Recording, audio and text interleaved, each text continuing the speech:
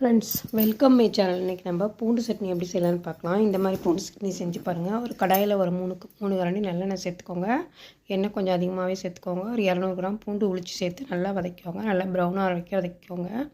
அடுப்பை சிம்மில் வச்சு நல்லா வதக்கிக்கோங்க. இது நல்லா வதங்கினதுக்கப்புறம் காரத்துக்கு தேவையான நான் ஒரு 10 காஞ்ச மிளகாய் சேர்த்துருக்கேன். உங்கள் காரத்துக்கு நீங்கள் சேர்த்துக்கோங்க. கொஞ்சம் காரமாக தான் நல்லாயிருக்கும். இது கூட ஒரு பெரிய தக்காளி கட் பண்ணி சேர்த்துக்கோங்க. தேவையான உப்பு சேர்த்துக்கோங்க. ஒரு சின்ன புளித்துண்டு சேர்த்துக்கோங்க. சேர்த்து நல்லா வதக்கி ஆற வச்சு கடுகு உளுத்தம் பருப்பு, பெருங்காயம், கருவேப்பிலை தாளித்து கொட்டினீங்கன்னா தோசைக்கு சூப்பராக இருக்கும். பூண்டு சட்னி ரெடி ஆயிரும். இதை தோசையில் தடவிக்கிட பூண்டு தோசை சாப்பிட்லாம். சாதத்தை கூட தொட்டுக்கலாம், சப்பாத்தி கூட தொட்டுக்கலாம். பிடிச்சிருந்தால் லைக் பண்ணுங்கள், ஷேர் பண்ணுங்கள், கமெண்ட் பண்ணுங்கள், சப்ஸ்கிரைப் பண்ணுங்கள். தேங்க்ஸ் ஃபார் வாட்சிங். பாருங்கள் நல்லா வதங்கிடுச்சு. எண்ணெய் பாருங்கள் வெளியே நம்ம ஊற்றின எண்ணெய் எல்லாம் வெளியே வந்துருச்சு. இப்போ நம்ம ஆற வச்சு மிக்ஸி ஜாரில் சேர்த்து இதை அரைச்சி தாளிச்சிக்கலாம். கடுகு உளுத்தம் பருப்பு, பெருங்காயம், கருவேப்பிலை தாளிச்சிக்கோங்க. தேங்க்ஸ் ஃபார் வாட்சிங்.